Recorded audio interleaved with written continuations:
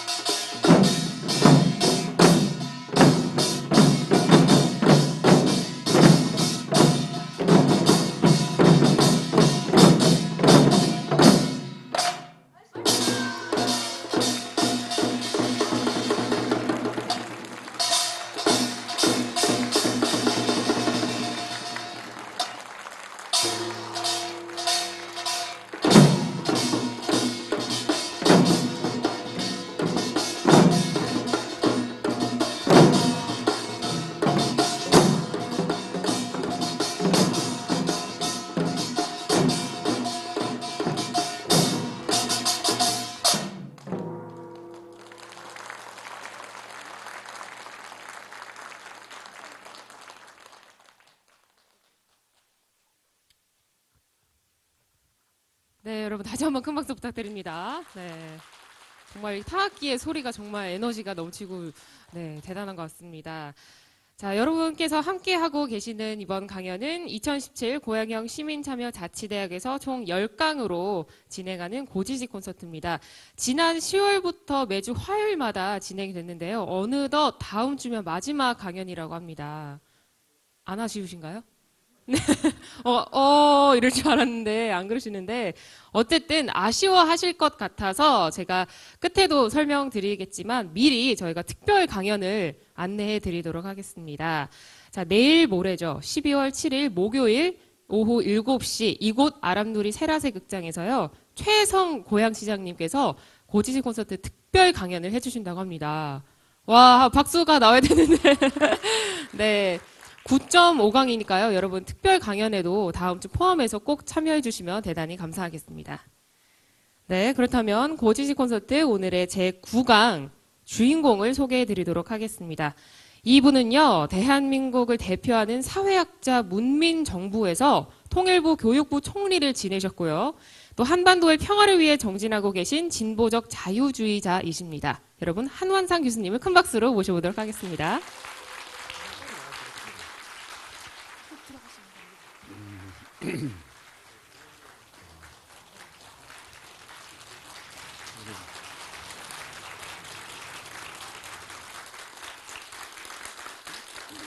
예, 반갑습니다. 이 추운데 여러분 이렇게 오신 거 보니까 제가 놀랍고 존경스럽습니다. 원래 들어와서 제일 추운 날인데 내가 오면서 뭐 사람들 뭐 한 두 손의 사람 오겠나 이렇게 생각했는데 역시 이 일산 고양시의 수준은 높은 것 같습니다.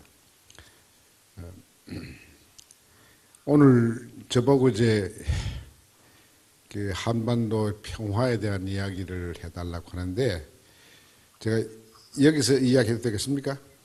예.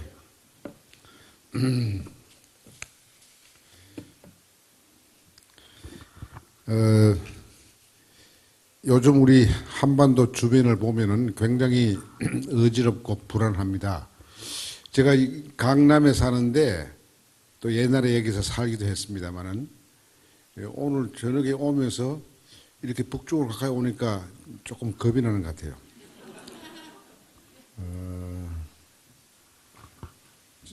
어제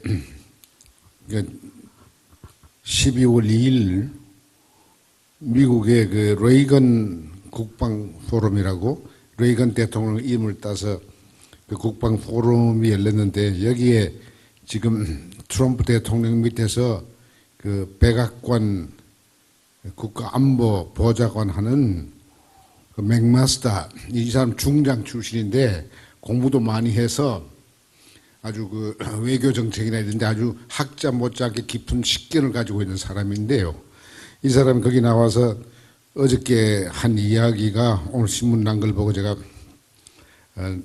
그 내용을 보고 놀랐습니다. 놀라면서도 분노를 했어요. 이분이 첫 번째 이런 이야기 했어요. 지금 북과 전쟁할 가능성이 매일 증가하고 있다. 이게 백악관 이 국가안보 보좌관이 북과의 전쟁 가능성이 매일 증가하고 있다. 물론 무력 충돌을 피하는 방법이 있긴 하나 시간이 많이 걸리고 또 시간이 많이 남아있지 않다. 이것도 굉장히 두려운 이야기죠. 무슨 하버드 대학이나 스탠포드 대학이나 뭐 버클리나 콜롬비아 대학의 그 정치학자가 이야기하는 것 같으면은 뭐 자기 견해다 생각하겠는데 이것은 세계 전략을 다루는 백악관의 안보 보좌관이 이런 이야기 하니까 이게 두렵죠. 또 두려운 것은 그가 모시는 트럼프 대통령이라는 사람이 굉장히 예측하기 힘든 사람이에요. 어디를 튈지 모르는 사람이에요. 그 이야기 다시 하겠지만은 그런 것을 생각할 때 이 맥마스터 장군의 이 말이 굉장히 저를 좀 움츠리게 하는 요인이 되죠. 둘째로 북한의 핵은 미국에게만 위협이 되는 게 아니라 이번 저 실험 발사 실험한 것은 그야말로 미국의 동쪽까지도 워싱턴이나 뉴욕까지도 갈 수 있는 그런 이 미사일 같은데 이 북핵은 미국뿐만 아니라 중국과 러시아에게도 직접적인 위협이 된다 하고 또 상기를 시켰죠. 세 번째로 이렇게 되니까 한국과 일본, 대만 같은 나라가 핵 무장하려고 나설 것이다. 북한 핵을 빙자해서 우리 한국이나 일본이나 대만에 핵 무장을 우리가 추구해야 한다는 이 생각은 굉장히 짧은 생각이고 이것은 정말 잘못된 생각입니다. 세계가 핵 도미노가 벌어지는 것이죠. 또 정말 제가 기분 나쁜 이야기를 했는데 북이 왜 핵 개발을 이렇게 하느냐? 왜 대륙 탄도 유도탄에 실어가지고서 이렇게 상상할 수도 없었던 몇 년 전만 하더라도 상상할 수 없었던 이런 핵 개발과 그것을 운반하는 그 미사일까지를 이렇게 개발한 이유가 뭐냐? 그 이유를 이렇게 이야기했어요. 이게 저를 아주 화나게 하고 분노케 하는 이야기입니다. 이 핵 협박은 그의 말을 인용하자면 붉은 깃발 아래 한반도를 적화 통일하기 위한 것이다. 이런 이야기죠. 이건 흔히 많이 듣던 이야기예요.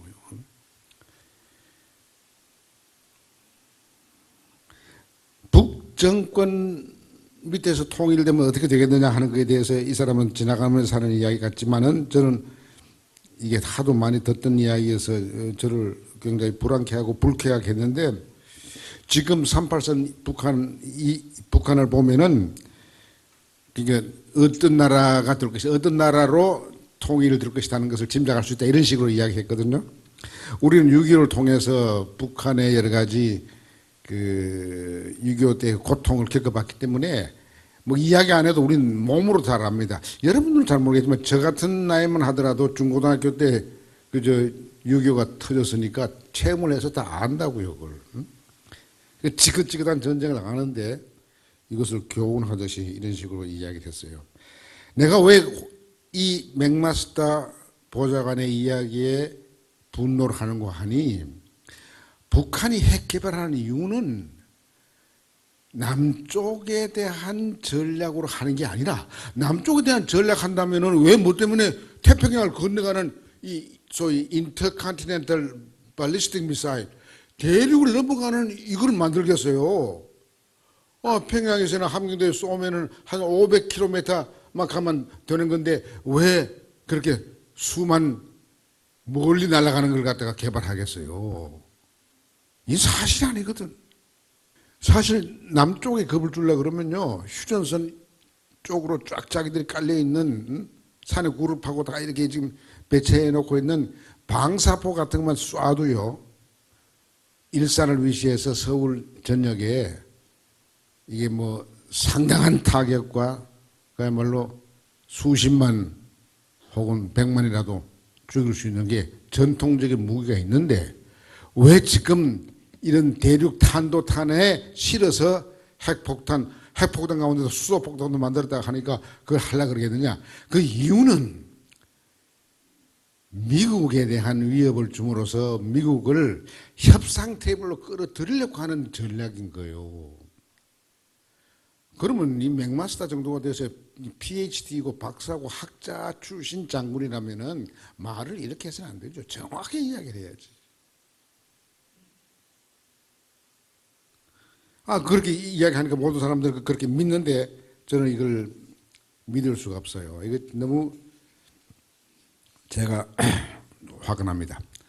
뭐 이야기하자면 끝이 없어서 오늘 제가 이야기하려고 하는 큰 이 토막은 몇 토막이 있는데 하나는 이 제목이 오늘 한반도는 아프다니까 내 책의 제목이긴 합니다만은 한반도가 지난 100여 년 동안 역사를 보면은 너무나 억울한 고통을 한반도에 사는 우리 민족이 고통을 당했어요.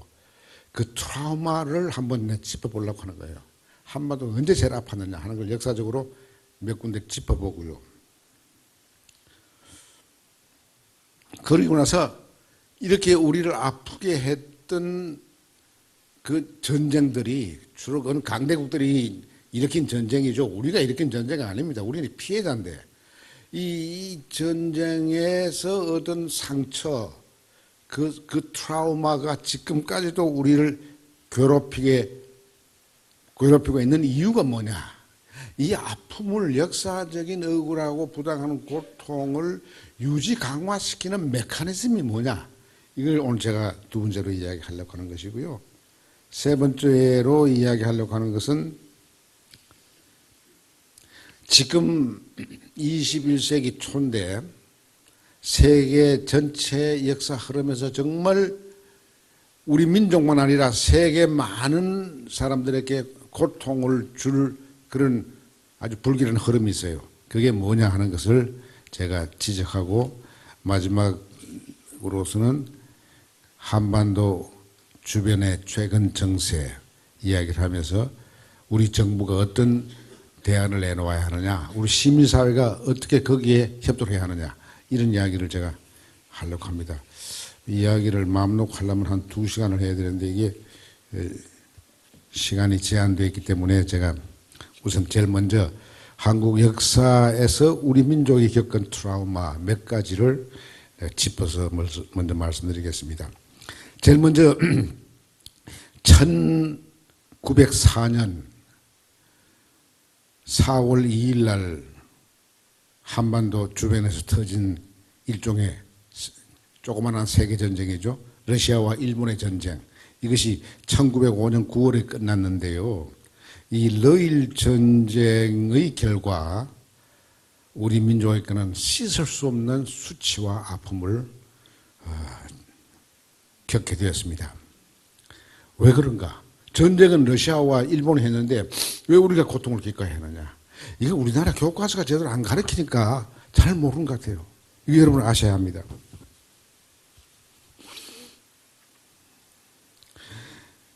(1905년 6월 27일을) 기억하십시오. 이는 러일 전쟁 막바지입니다. 러일 전쟁이 1905년 9월에 끝났으니까 전쟁 끝나기 전 6월 말 6월 27일에 어떤 일이 있었는가 하니 미국의 비율빈 총독 같은 커미셔너 테프트라는 사람하고 일본의 수상 총리 대신 가츠라 사이에 비밀 약속이 이날 1905년 6월 27일 이루어졌어요. 그 비밀 협약이 이게 비밀로 두다가 나중에 이제 발각돼서 이제 다 공개가 된 이야기인데요. 그 세 가지가 나옵니다. 그 비밀 협약의 내용 첫째는 미국이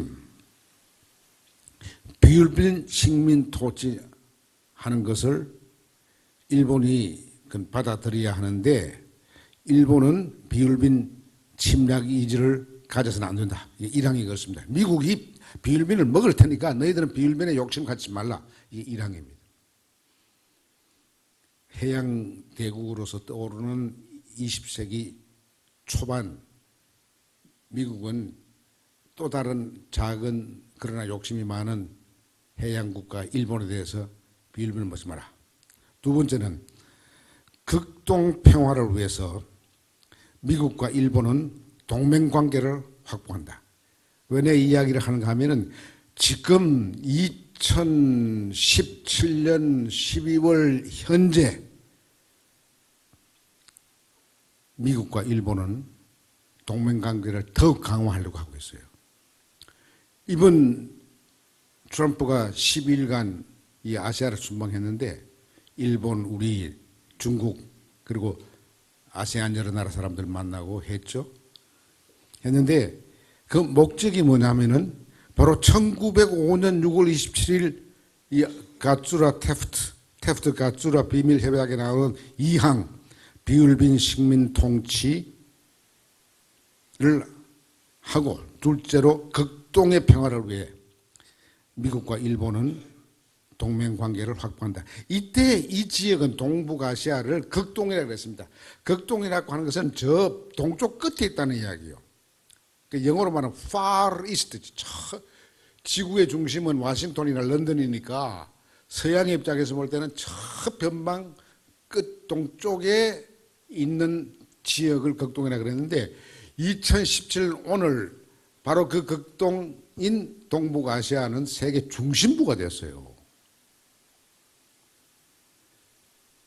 이 지역이요, 동북아시아를 중심으로 한 소위 아시아 전체를 보면은 세계 인구의 60%요, 세계 생산의 50% 이상을 여기서 나오고 세계 소비 40%가 이 지역에서 이루어지니까 이 세계 중심이 여기입니다. 지금은 극동이 아니고 저는 이것을 세계 중심축의 지역이라 그러죠. 혹은 이건 본동이라고 해도 되죠. 그게 아니고 중심, 이 본동인데 여기 평화를 위해서 미국과 일본은 동맹관계를 맺어야 한다. 왜?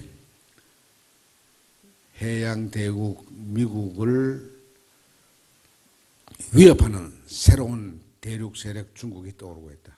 중국을 견제하기 위해서 미국과 일본은 힘을 합쳐야 되는데 대한민국은 거기 하부 구도로 끼어라.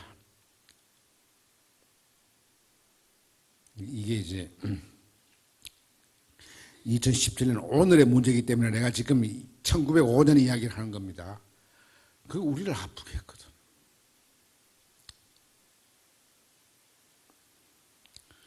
결국 미일 동맹은 해양 국가로서 결속해서 대륙 국가인 중국을 옥죄자 이거죠. 지금은. 셋째로 이 비밀은, 이 밀약은 미국은 일본의 한반도 지배를 인정한다. 누구한테 물어보고 자기들끼리, 아니, 그 어떻게, 빌빈의 커미셔너인 테프트라는 사람하고 일본의 수상이 어떻게 비밀로 협약하면서 너 한국 지배해라. 아니, 누구한테 그 고난을 받았어요? 여러분, 억울하잖아요? 이 국민학교 때 배웠습니까? 중학교 교과서에서 배웠습니까? 대학 교과서에서 배웠습니까?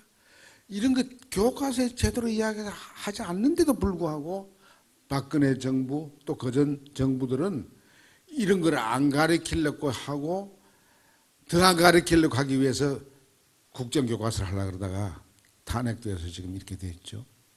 이런 거 생각하면요, 우리를 아프게 했던 그 트라우마가 다시 도지지 않게 하는 조치를 해야 되겠다는 생각을 합니다. 여러분, 왜 러일 전쟁이 우리 민족에게 아픈 트라우마가 됐느냐? 이 테프트 가츠라 비밀 협약 때문에도 그렇지만은 1905년 9월에 러시아 전쟁, 러일 전쟁 끝나고 얼마 되지 않아서 한 달 조금 더 지나서 11월 17일에 을사보조약이 이루어졌어요. 일본이 러시아를 깨부시고 나서 이제 자신감이 생겨서 자기들은 아시아 동양에서만 최고 강국 패공국가일 뿐만 아니라 이제 서구 열강에 반열에 올라갔다. 이렇게 자신감을 가지고 이 지리적으로는 아시아에 속해 있으나 자기들은 아시아를 넘어 아주 세계적인 패권국가다. 그렇게 그런 자부심을 가지고 먼저 조치한 것이 첫 번째 조치가 러일 전쟁 끝나고 나서 불과 2달도 안 된 그 시점에 을사 늑약을, 을사 이른바 보호조약을 체결해서 우리의 외교권을 빼앗습니다. 외교권 없으면 나라가 없는 거나 마찬가지입니다. 지금 우리의 군사 작전권 있습니까? 없다면 이게 주권 국가입니까?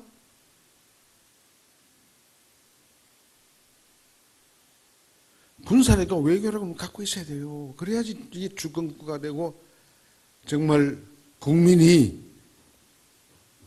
주인이 되는 나라가 되는 것이죠. 일본 제국주의는 미국과 결탁해서 비밀 협약을 맺고도 얼마 안 돼서 그리고 러일 전쟁 끝나고 그 힘을 가지고 우리의 외교권을 박탈하면서 본격적으로 5년 후에 한반도 강점 병탄 삼키는 일을 합니다. 그래서 우리는 36년간의 아픈 고통을 겪게 되었습니다. 이게 우리의 트라우마죠. 아프죠. 그러니까 우리가 이 아픔이 그러니까 1910년에서 1945년 요 기간으로 한정돼서 끝났으면 뭐 지금 그 과거 회상하는 걸로 족한데 그 아픔이 2017년 지금 계속되고 있다는 사실이에요. 이 분단된 상황에서 이걸 우리 시민들이 알아야 된다고요. 민주국가의 주인인 우리 국민들이 알아야 된다고요.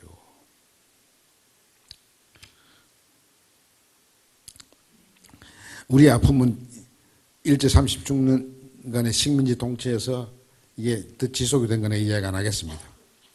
다만 제가 최근에 올해죠. 올해 대통령 선거 끝나는 날 마침 내 책이 나왔는데 내 자서전 사자가 소의 예물을 먹고 기독교 신자는 이 시적 이 표현을 잘 이해합니다. 이것은 이사야서에 나오는 이야기예요. 이사야서에 이사야 선지자가 꿈꾼던 것이죠. 메시아가 지배하는 하나님 나라가 오면은 우리가 죽어서 천당 가는 게 아니고 이 역사 속에 하나님의 정의가 이루어지는 날을 꿈꾸는데 그 꿈에 어떤 표현이 나오냐 하면은 사자가 소의 예물을 먹는 것. 사자와 어린 양이 서로 목을 넣고 사자가 어린 양이나 소를 음식으로 생각하고 목덜미를 물어서 피를 흘려서 먹는 게 아니라 사자와 소가 한 식구가 돼서 같은 풀을 먹는 거예요. 같은 풀을 먹으면 식구지. 소가 음식물이 아니잖아요. 그러니까 이 국가에 갑질하는 사자와 시장에 갑질하는 이 재벌들이 소비자나 국민을 소나 양으로 보지 않고 그들이 소와 양의 주식인 풀을 먹을 때 그게 갑질이 끝나는 거예요. 그게 평화가 오는 거예요. 이게 8세기 기원 8세기 전에 이사야 선지자가 자기 땅이 벌써 북쪽이 아수르 제국에 망하고 분단됐던 땅이 망하고 남쪽 이제 유다 땅이 바빌론의 포로로 그 잡혀가기 전에 이 환상 속에서 꿈을 꾸고 기도하면서 그린 그 아름다운 평화의 상황을 사자가 소처럼 예물을 먹고 이렇게 표시한 겁니다.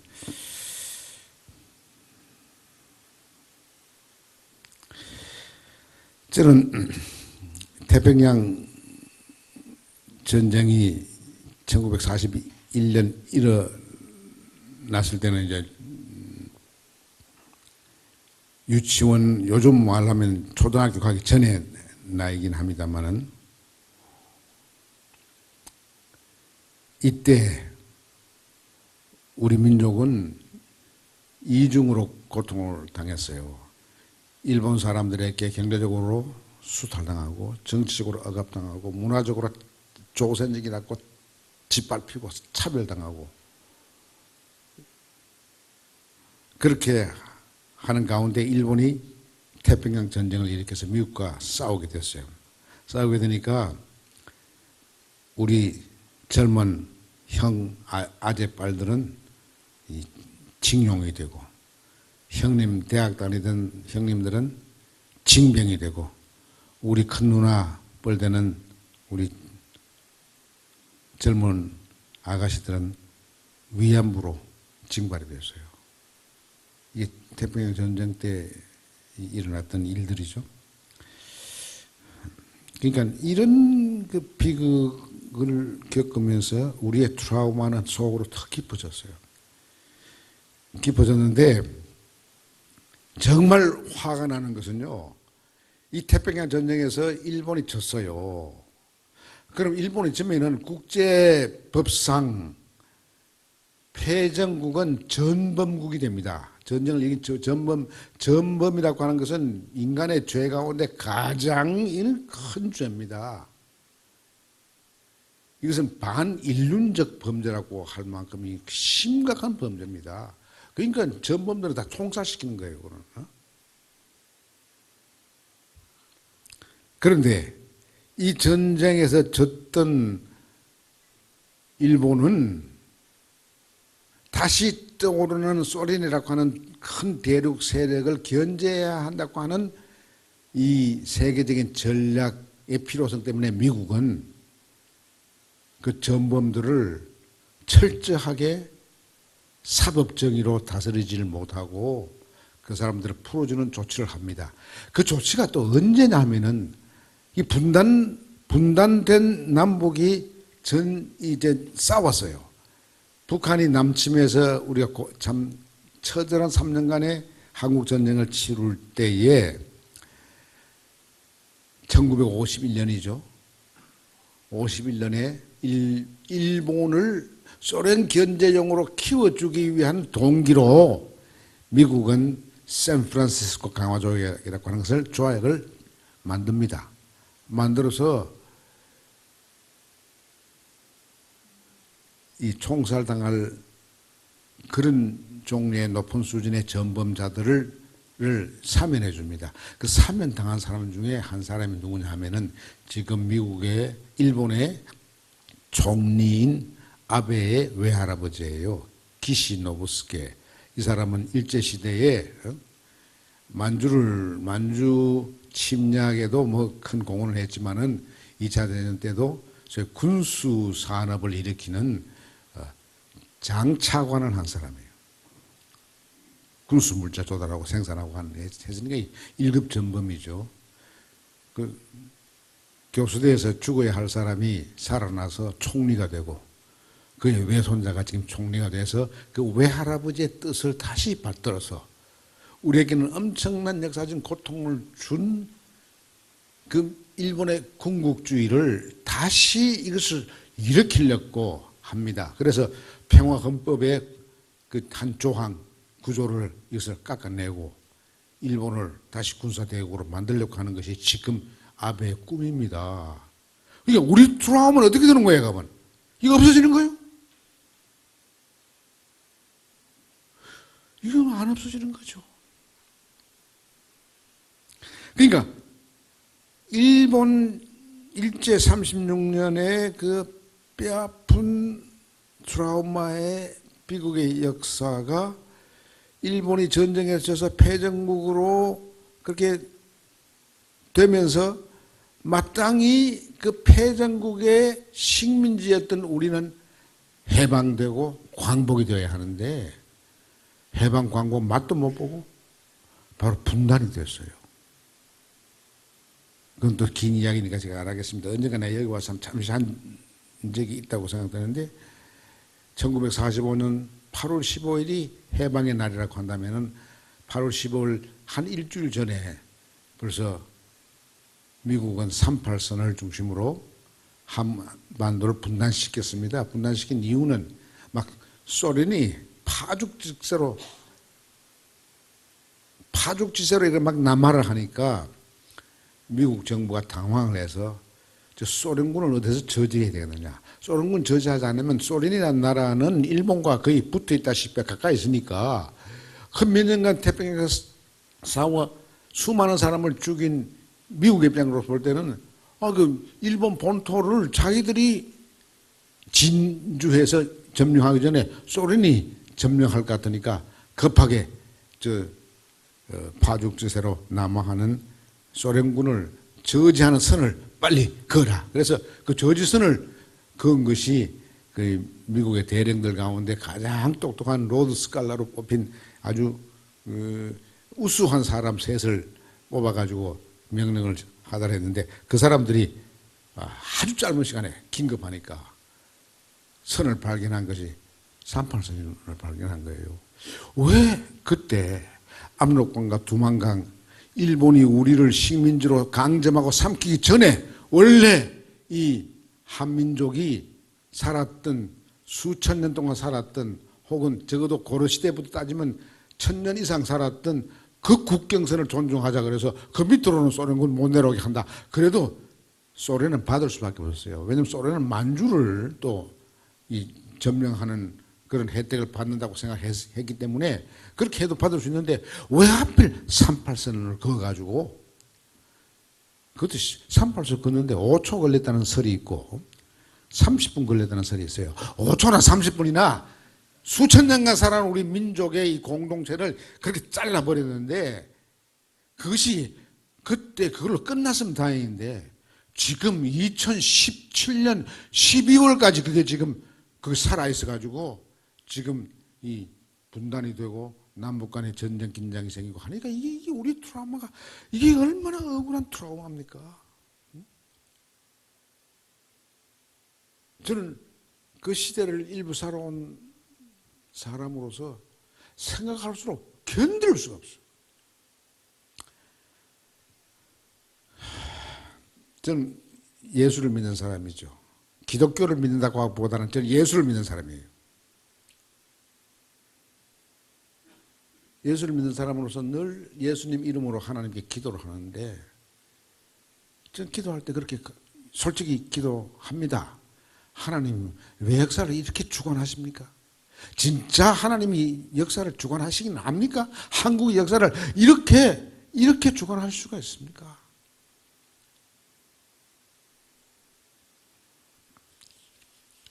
뭐 일본의 36명 식민지도 하나님의 섭니다. 한국 정권 하나님의 섭니다. 뭐 이렇게 생각하면은 편할지 몰라도 하나님은 그런 하나님 아니에요. 사랑의 하나님이죠. 정의의 하나님이죠. 샬롬의 하나님인데 어떻게 샬롬과 정의와 사랑을 다 파괴하는 이런 비극의 역사를 하나님이 주관하시겠습니까? 뭘 깨닫게 하기 위한 하나님의 뜻이 있을는지 몰라요. 그 깊은 뜻을 저는 알지는 못하지만 그러나 우리는 하나님의 정의와 하나님의 샬롬을 위해서 해야 한다 하는 생각으로 제가 그렇게 기도를 합니다. 하나님께서 저의 마음을 이해하시리라고 생각합니다. 교회 가면 장로님들이 상당히 길게 기도하는데 하나님을 가르치려고 하는 것 같아요. 하나님이 전지전능하다고 말을 하면서도 하나님을 가르치는 거야. 그런 거 듣겠어요? 그런 기도를 듣겠어요? 하나님이 다 사람의 심중을 다 꿰뚫어 보시는데 하여튼 우리 트라우마는 이러니까 하나님 우리 트라우마를 이게 치유해 주세요 하나님에서 내가 이야기를 하는 겁니다. 일본이 그렇게 우리를 강점하고 우리를 그렇게 괴롭혔는데 분단돼서 오늘 이 분단을 통해서 덕을 보는 사람이 있어요. 분단을 통해서 덕을 보는 사람들이 어떤 사람이냐. 남북관계가 악화되면 덕을 보는 사람이 있어요. 한마디로 말해서 친일 세력, 반공 세력들이 그러는 거예요. 하여튼 샌프란시스코 강화조를 이제 맺고 나서 이제 미국과 일본은 딱 그 군사 동맹이 되고 딱 짝이 돼서 소련을 붕괴시키고 소련이 이제 붕괴되고 나니까 이제 중국을 옥죄는 것이죠. 중국을 옥죄는 그 일을 위해서 미국이 시도한 게 소위 MD 시스템, 미국 중심으로 말하는 미사일 디펜스 시스템, 미사일 방어 체제를 전 세계적으로 구축하려고 하는 것이죠. 그 구축하려고 하는 일환으로 성주에 사드가 배치된 거예요. 자, 그러면은 이게 우리의 아픔이 샌프란시스코 강화조약 이후에 그만 끝났느냐? 끝나지 않았어요. 소위 제1공화국이라고 하는 것은 이승만 대통령이 이제 지배하던 10년 동안 지배하던 때고, 그 다음에 이제 4.19가 나서 얼마 안 돼서 박정희 장군이 또 군사 쿠데타를 일으켜서 또 지배를 또 18년간 했거든요. 이 기간 우리나라를 이끈 사람이 어떤 사람이냐 하면은 친일 반공 세력이에요. 우리에게 트라우마를 줬던 그걸 그대로 받아들인 사람이죠. 그 사람들이 즐겨 했던 이 통치 방법이 뭐냐 하면은 이게 좀 설명하기가 쉬운 건 아닌데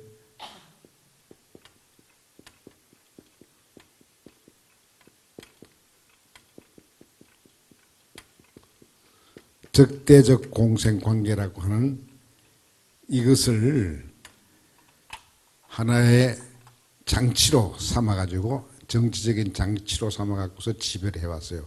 이 적대적 공생관계라고 하는 것은 뭐냐면 이런 겁니다. 두 체제와 두 집단 사이가 긴장 갈등하고 싸우려고 할 때 양 체제의 지배 세력들은 자기들의 지배력을 강화하기 위해서 자기들의 기득권을 강화해서 계속 지배자의 지위를 누리기 위해서 무엇을 바라느냐 하면 그 두 체제 간의 싸움과 긴장을 조성해야 돼요. 그러니까 남북 간에 긴장이 생기면 제일 좋아하는 사람들이 있어요. 왜? 자기들의 정치적, 경제적, 문화적 기득권이 보호되고 강화시킬 수 있기 때문에 그런 것이죠. 근데 이게 이제 적대적 공생관계가 시작되는 것이 이제 그런 건데 이게 참 묘한 특징이 있어요. 이 적대적 공생관계는 이게 명시적으로 겉으로 이야기하는 대로 되는 게 아니에요. 희한한 거는 양 집단이 자 남과 북이라고 하는 게 서로 서로 겨루고 서로 주적으로 생각하고 다툰다고 생각합시다. 그럼 남이나 북이나 양쪽에 다 지배하는 세력들은 남북 간에 싸움 일어나는 것을 좋아한다 그랬잖아요. 싸움 일어나면 자기들의 이 권력이 강화되기 때문에 그렇단 말이죠. 그런데 남이나 북이나 상대방에 대해서 아주 긴장을 유발하는 그런 강경 언어들을 막 씁니다. 마치 지금 트럼프하고 김정은이하고 막 늑다리 그리고 이것은 최근에 트럼프는 또 말 하나 만들어내더라고요. sick puppy 그 병든 강아지라 그러더라고요.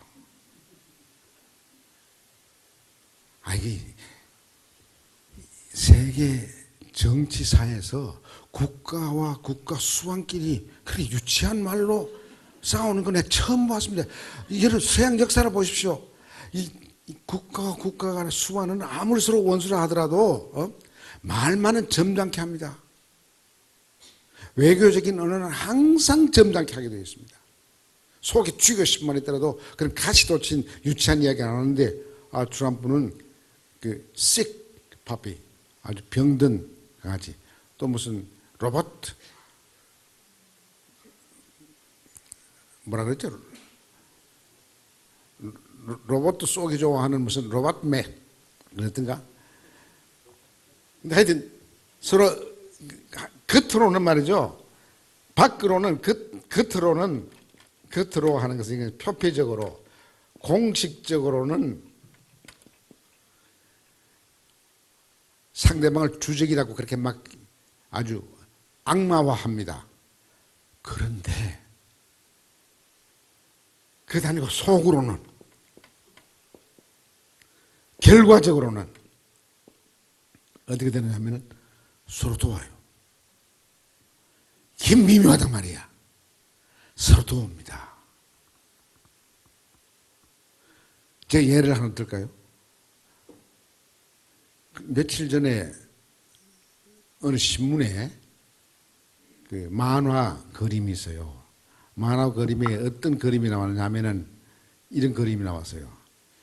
이쪽 이 귀만 보이는 이 트럼프의 이 귀가 나오고 그 귀 옆에 조그마한 꼬마 똥똥한 꼬마 남자 천사가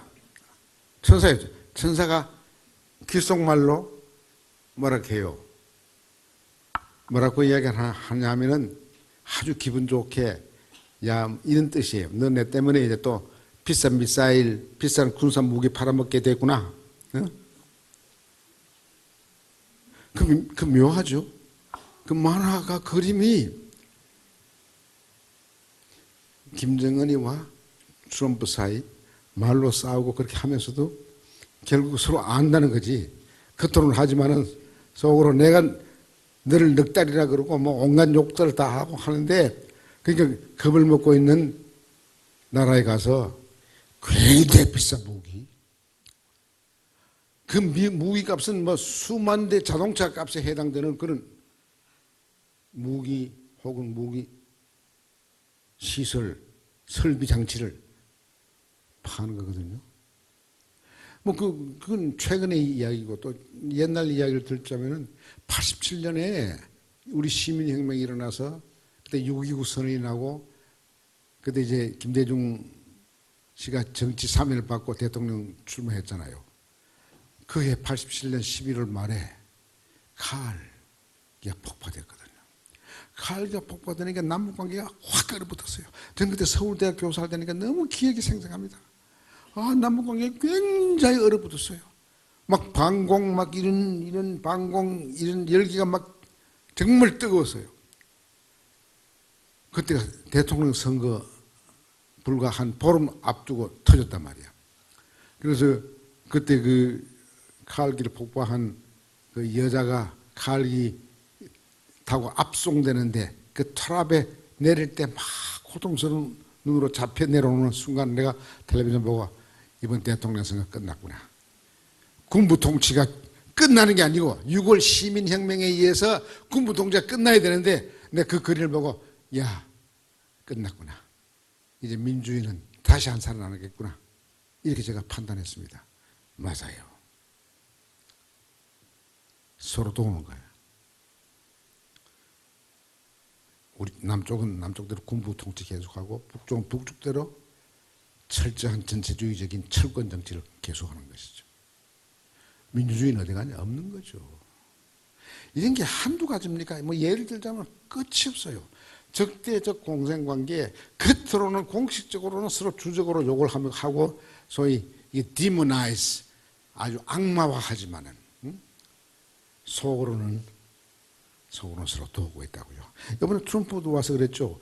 와가지고 우리나라 와서 또 막 험한 막말을 할까 봐서 저도 마음이 조마조마했는데 우리 대통령 보고는 굉장히 아주 점잖게, 아주 트럼프답지 않게 갑자기 트럼프가 어른이 됐구나 하는 생각이 날 만큼 참잖게 문 대통령은 젠틀맨이고 신사고 뭐 이렇게 이 치게 올리더라고요.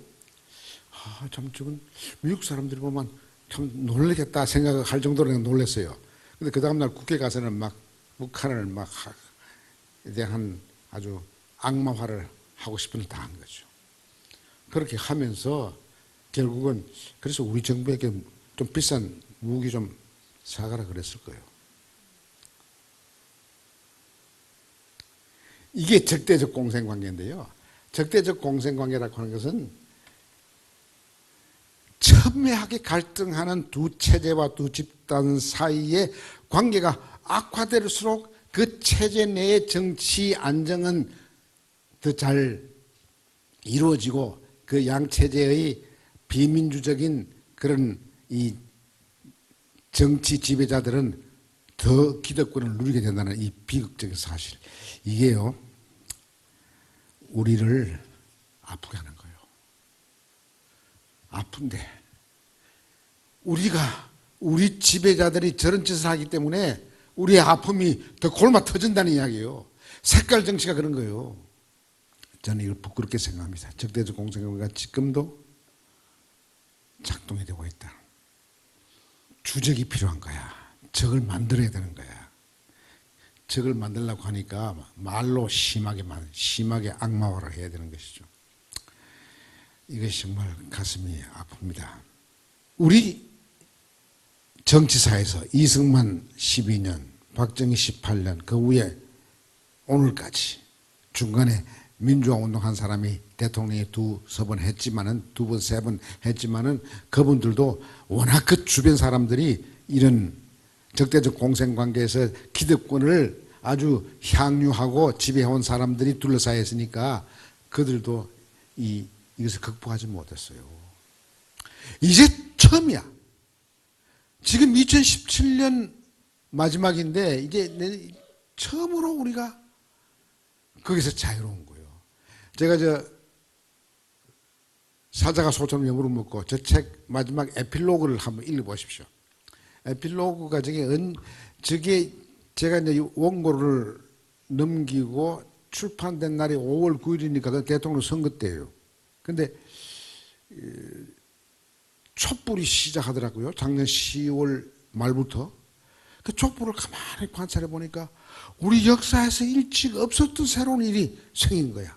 이게 정부에서 생긴 게 아니고 국가에서 생긴 게 아니고 이게 시장에서 생긴 게 아니고 시민사회에서 이게 나온 거예요. 87년에 심사에 나왔지만 아까 말한 대로 적대적 공생관계 이것을 작용했던 이것을 활용했던 사람에 의해서 두 김씨가 또 분열되고 뭐 해가지고서 민주화가 끊어졌단 말이에요.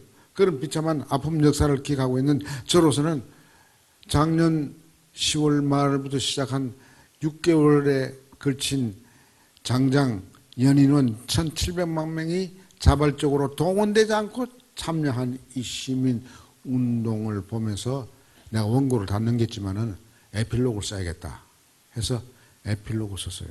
에필로그 쓴 가운데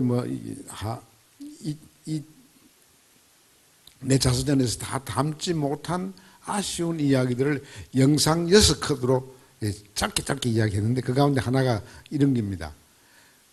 올해 3월 며칠입니까? 탄핵되는 날 제가 문재인 후보한테 전화를 했어요. 30분 전, 10시 30분이잖아요. 11시에 이제 탄핵 결과를 발표하는데, 그래서, 지금 문 후보 마음이 불안합니까? 그러니까, 아닙니다. 뭐, 8대 0으로 될 겁니다. 그래서 나는 오히려 불안해하는 그분에게 용기를 주기 위해서 했는데 내가 용기를 받았어요. 나는 뭐, 한 6대 2나 뭐 7대 1 정도라고 생각했는데, 뭐 단호하게 8대 0으로 이게 됩니다. 그래서 내가 이제 그 다음 한 이야기가 뭐냐면은, 문 후보는 정말 행운합니다. 정말 운이 좋은 사람입니다. 왜 운이 좋은가 하면은, 우리나라의 정치 지도자 가운데 가장 카리스마가 많은 정치인들 세 김씨가 있어요. 특히 두 민주화 운동했던 두 김씨가 있어요. 이 두 김씨가 갖고 있지 않는 굉장한 힘을 문 후보는 갖고 있다. 그게 뭔지 아세요? 여러분, 김영삼 씨는 민주화 운동에 앞장서서 뭐 유신체제를 몰아서 유신체제를 보고 이제 이게 비유로 이렇게 비판했는데 이렇게 이야기했잖아요. 닭 모가지를 뭐 비틀어도 새벽은 온다. 응? 뭐 그건 정말 나는 그 시대 대학 교수를 하면서 그 우리 김영삼 그 야당 총재를 하고 가까이 지났던 사람이기 때문에 그 말을 굉장히 내 가슴에 이게 아주 굉장히 상식적인 말이지만 막 가슴에 와닿았거든요. 근데 이 어른이 가만히 생각하니까 뭐 야당 대표로 뭐 대통령도 출마하고 뭐 다 하지만 잘 안 되고 하니까 에라 호랑이 잡으려면 호랑이 굴에 들어가야 된다. 그래서 민정당에 들어가가지고 소위 3당 합당을 했거든요. 그때 저는 그 마땅하게 생각 안 했어요. 잘못됐다고 생각했어요. 그래 가서 이제 당사에 가서 김영삼 대통령한테 어쩌려고 이렇게 하십니까? 아니 지금 두 김씨가 합쳐야지 새로운 민주시대가 오는데 이게 두 분 다 나가면 어떻게 되는 겁니까? 저는 그때 그렇게 생각했습니다. 군부가 6.29 선언을 통해서 김대중 씨를 대통령 출마할 수 있도록 길을 터준 것은 두 김씨를 분열시켜서 결국은 자기들이 하고자 하는 그 생각이 있을 것이다라고 생각했는데 그 생각이 적대적 공생관계 칼이 터지는 바람에 확실하다는 확신을 느껴서 김현희 씨가 내려올 때 대통령은 끝났다고 판단했는데 내 판단이 너무나 옳았어. 이 과정에서 내가 YS한테 이렇게 얘기했어요.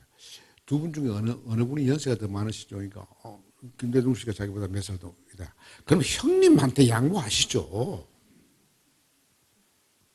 3, 4년 그동안 양보하시죠. 그러니까 난 대구 사람이니까 YS는 부산 사람이니까 같은 경기도 사람으로서 자기를 지지 않는다고 생각해서 서서하게 생각했는지 몰라도 저는 민주주의가 중요한 거지 경상도가 중요한 것도 아니고 뭐 전라도가 중요한 거 아니에요. 저에게 있어서 김대중 씨는 전라도 사람이 아니고 민주투사였어요. 나에게는 내가 대구가 내 고향이지만 그게 소중한 게 아니라 민주주의가 소중하고 자유가 소중하고 정의가 소중하고 인권이 소중하고 평화가 소중한 것이죠. 그렇게 하니까 한바서 걱정하지 마라. 우리끼리 다 이야기되었어. 그래서 두 분이 무슨 합의가 있었구나 이렇게 생각했다고요. 난 정말 그런 줄 알았지. 그게 내가 순진한 대학 교수야. 그래서 선거 하루 전날이나 이틀 전쯤 둘이가 합의해서 누가 하나 그만두고 우리 힘을 모아달라고 호소할 줄 알았죠. 하기는 이게 칼기 터졌는데도 안 하더라고요. 나중에는 김대중 대통령이 돌아가시기 전에 자기 삶을 되돌아보면서 제일 부끄러웠던 게 그때 자기가 양보 안 한 거라고 그랬어요. 그때 나는 양보해야 된다고. 누구든지 한 사람이 해야 되는 거예요. 그 다음 할 때 나이가 어린 사람이 좀 양보하는 게 안 좋겠나 하는 생각으로 한 것이죠. 여하튼 그렇게 깨졌거든요. 그래서 내가 이제 문 후보에게 이야기한 것은 YS가 비정상적인 방법으로 3당 통합에서 대통령이 됐지만은 대통령 되고 나서 그러면 5년 동안에 역사적인 업적을 남겼느냐? 초기는 참 좋은 건 남겼습니다. 공직자. 나는 그때 부총리를 했는데 나도 재산 공개 다 하고요. 그때는 토지를 가진 사람 나는 이상하게도 땅 한 톨이 없으니까 나는 자유로웠지만은 부모들한테 받은 땅이 수천 평 있었으면 나도 그때 통일부총리 못했을 거예요. 서울시장 변두리에 땅 몇천 평 있다고 해서 한 달도 못하고 그만뒀잖아요. 보사부 장관 어느 여자가 또 땅 부자가 돼서 그게 언론에 나니까 그만두게 됐어요. 그런 걸 했지만은 5년간 적대적 공생관계를 통해서 남북관계를 악화시키면서 정치적인 지배력을 강화했던 이 메커니즘을 극복하는 데는 100% 실패했어요. 지금 김영삼 대통령을 따르던 사람 중에 상당수가 어디가 있는지 보세요. 현대 어디가 있는지 보세요. 그 다음 김대중 씨 대통령이 됐죠. 혼자 대통령 못 되거든. 그냥 JPC를 끌어들였단 말이죠. JPC를 끌어들여서 집권을 했어요. 그러면은 집권 5년 동안 그 세력과를 설득시켜서 당신이 하고 싶었던 평화, 통일 정책을 세차게 힘있게 밀고 나가야 되는데 2년 동안 막 완전히 헤맸다고. 결국은 그 세력을 끌어안았기 때문에 3년까지 같이 동거를 했는데 그 사이 남북관계는 굉장히 후퇴했다가 2000년 와서 6.15가 됐지만 그때는 이미 상당히 늦었다고 저는 생각했습니다. 그런데 지금 김대중 대통령을 따르던 사람들 그 동교동 집사로부터 시작해서 그 관료들을 높은 자리에 했던 사람들 다 어디 가 있어요? 비서실장 한 사람 어디 가 있었어요? 비서했던 사람 뭘 하고 계세요? 어떻게 된 거예요? 내가 이 이야기를 저 짧은 전화에 다 문 후보한테 말 못하고 문 후보는 행운합니다. 김영삼 대통령이 가졌던 그 한계, 3당 합당이라고 하는 걸 통해서 대통령은 됐지만은 초기에 엄청난 좋은 계획들을 많이 했지만은 5년 동안 계획을 시간이 지날수록 점점 더 못해서 나중에 IMF 앞에서 얼마나 고통스러웠어요. 김대중 대통령도 열심히 평화를 만들고 햇볕 정책을 하고 노벨 평화상까지 받았지만은 그것을 운반하고 더 확대시키고 아름답게 성공시키는 사람들이 없고 전부 다 박근혜 밑에도 가 있고 청와대도 가 있고 온데 이상한 데 다 가 있고 지금 자기 집에서 자기를 도와주는 사람들은 지금 국민의당에 거의 왕창 다 가 있고 외로운 것은 그 셋째 아들만 외로운 거예요.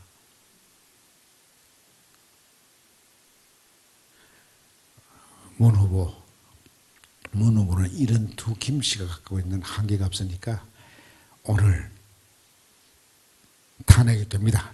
나도 된다 생각하는데 탄핵 되면은 정말 촛불의 힘 가지고 대통령이 되니까, 될 것이니까 촛불의 열망을 존중해서 좌면 우고하지 말고 앞만 보고 평화를 만들어주고 민주주의 더 알차게 만들어주고 정의를 세우고 인권을 세우는 일을 해달라는 식의 이야기를 한 거예요. 그게 저 책 뒤에 나옵니다. 선거하는 날 5월 9일 날 보니까 밤 10시 반쯤 됐는데 뭐 전체 흐름은 문 후보가 대통령이 내일 선관위에 의해서 정시로 대통령 당선을 발표하겠지만은 마지막 전화했습니다. 이제 내가 문 후보한테 전화할 수가 없습니다. 민간인으로 있으니까 전화를 했지. 지금 대통령님은 전화할 수가 없어요. 내가 마지막 전화인데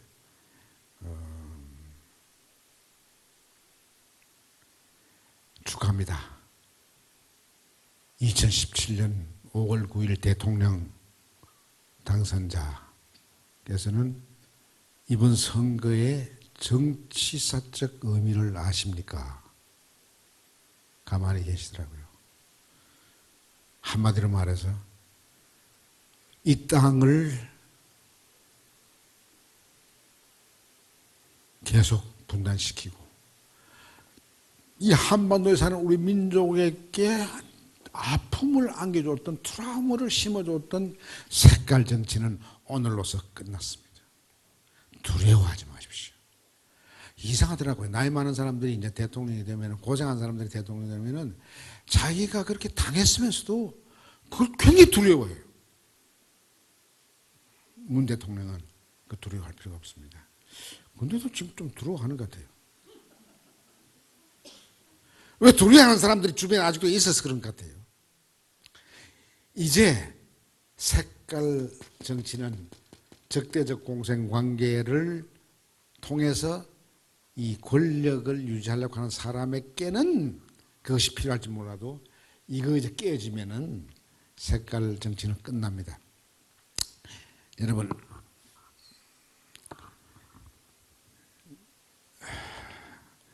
그 이야기를 이렇게 이제 제 자서전 뒤에 했는데 최근에 제가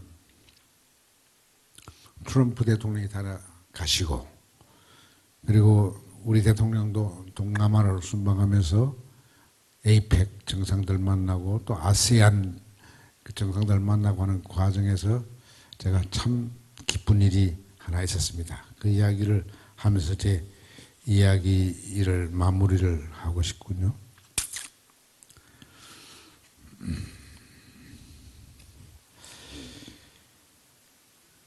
이번에 트럼프가 아시아를 최초로 순방했죠. 처녀 정상 외교를 한 겁니다. 참 재밌는 흥미로운 사실을 제가 발견했어요. 일본에 와서 트럼프는 굉장한 대우를 받았습니다. 정상하고 막 4번이나 식사를 하고 그리고 또 정중하게 아베 총리가 바로 오자마자 막 골프장으로 막 모셔가지고 또 아주 골프 좋아하는 트럼프 자신이 골프를 좋아할 정도만 아니라 골프장을 많이 갖고 있어요. 지난번 US 미국 여자 PGA, LPGA US 오픈을 뉴저지에 있는 자기 골프장에서 했어요.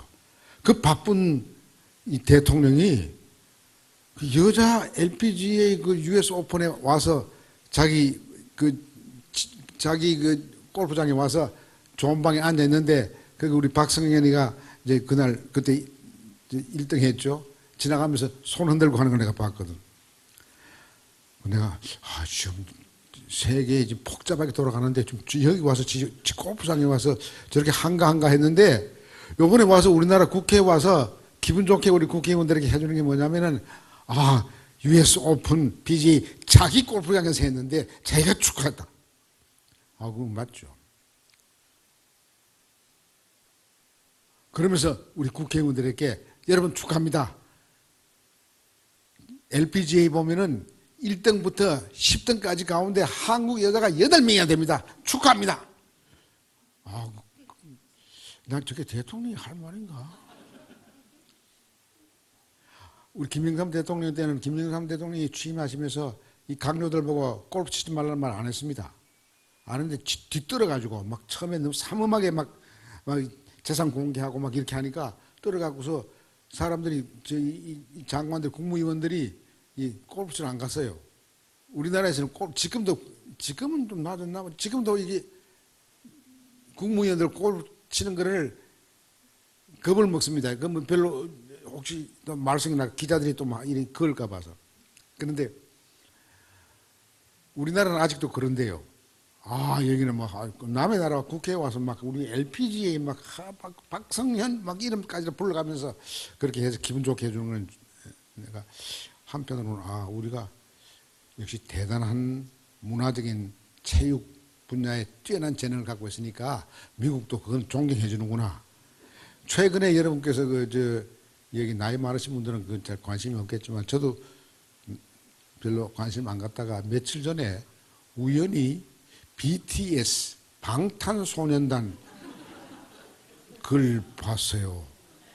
방탄소년단 보고 나서 나 매일 봅니다, 그거.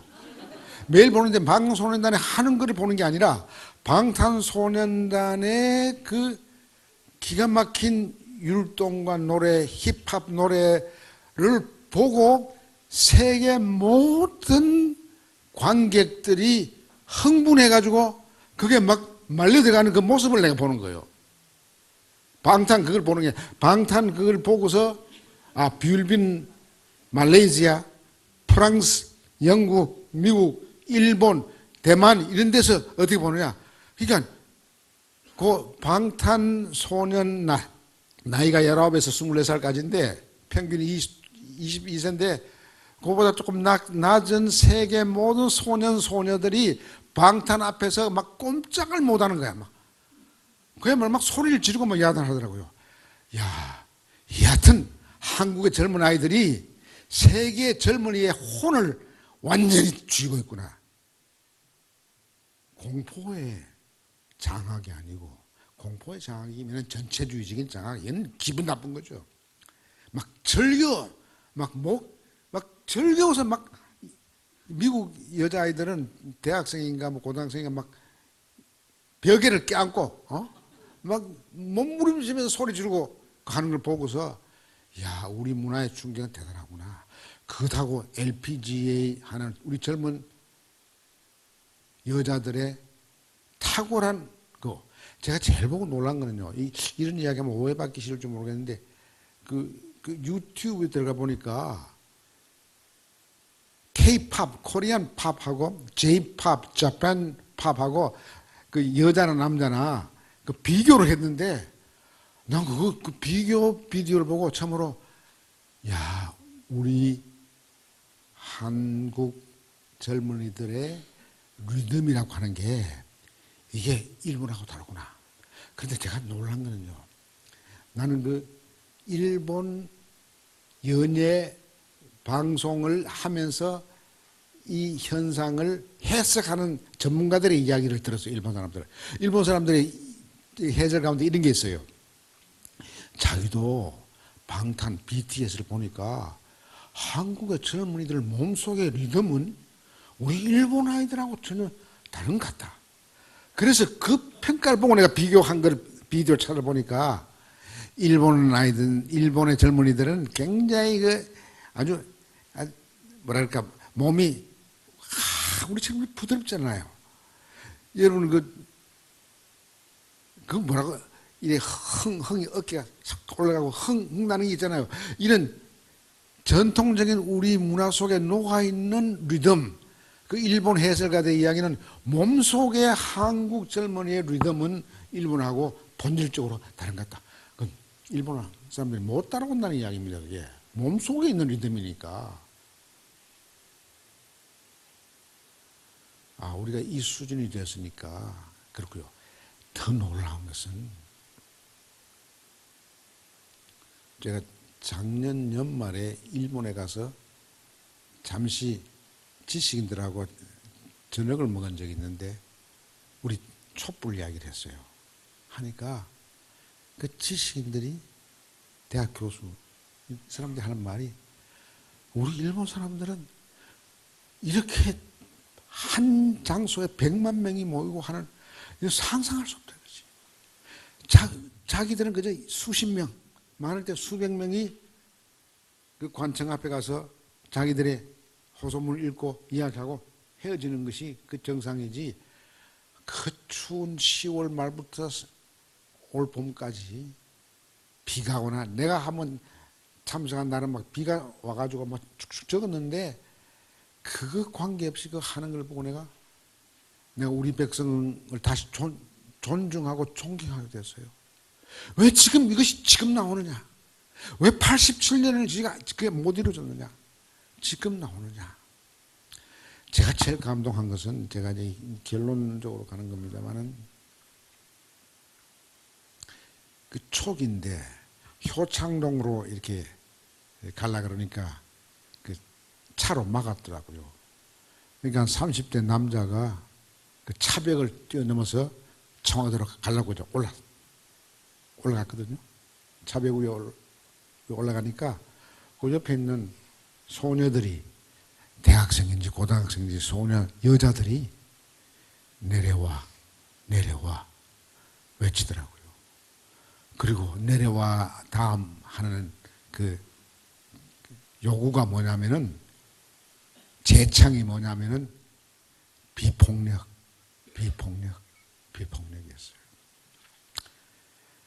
연 1,700만 명이 모이는데 비폭력을 중심으로 해서 그 가치를 몸으로 체화해서, 머리로서 외운 게 아니라 온몸으로 세포 속까지 들어가서 질서정연하게 5, 6개월 했다. 나는 정말 우리 국민이 대단한 국민이라는 걸 내가 느꼈어요. 내가 하나님께 감사하는 것은 개인적으로 내가 이 80대까지 이게 80대 중반을 향해서 살 수 있게끔 해주시는 하나님께 감사한 것은, 이런 우리 민족의 엄청난 잠재력을 보고 볼 수 있게 해준 것에 대해서 감사한 거예요.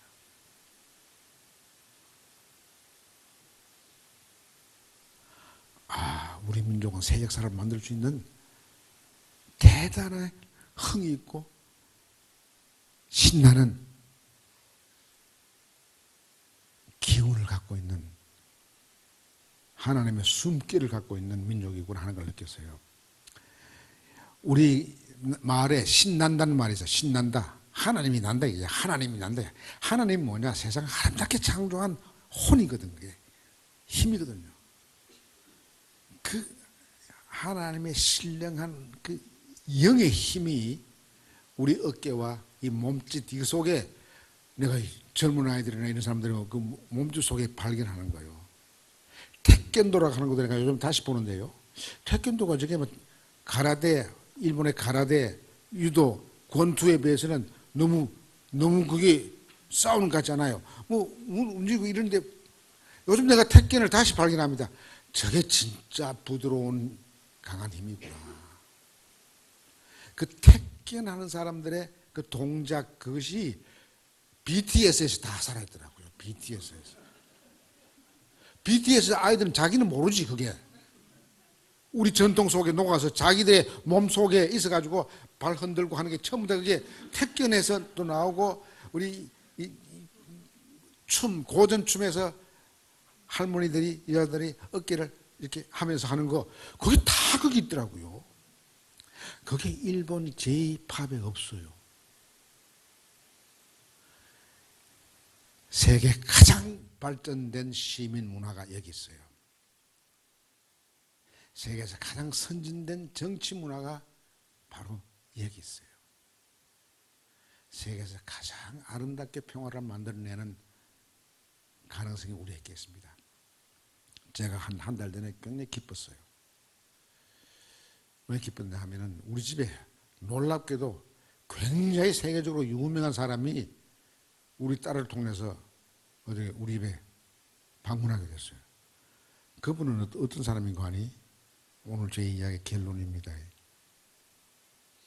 이분은 나이가 보니까 한 60 안 된 것 같아요.